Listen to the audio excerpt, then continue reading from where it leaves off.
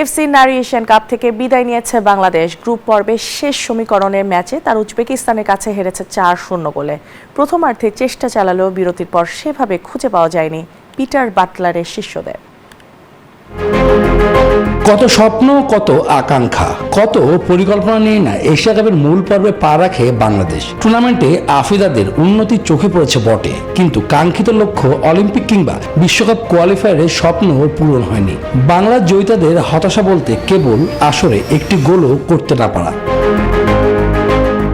পার্থের rectangular স্টেডিয়ামে উজবেকিস্তানের বিপক্ষে এই ম্যাচে ঘিরে ছিল নানা সমীকরণ।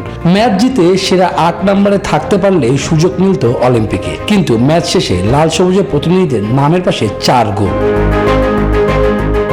10 মিনিটে দিওরাখনের গোলে লিড নেয় উজবেকিস্তান। এরপর প্রথমার্ধে বাংলাদেশ কিছু আক্রমণ চালালেও গোলের দেখা পায়নি, প্রতিপক্ষ গোল বাড়াতে পারেনি।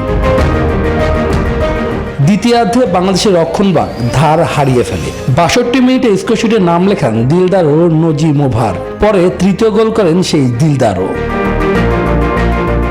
উজবেকিস্তানের হয়ে চতুর্থ গোল আসে নীলুফার কুন্দ্রাতোভার পা থেকে।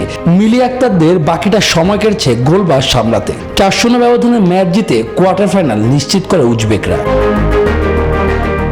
শুভদেবনাথ, নিউজ 24।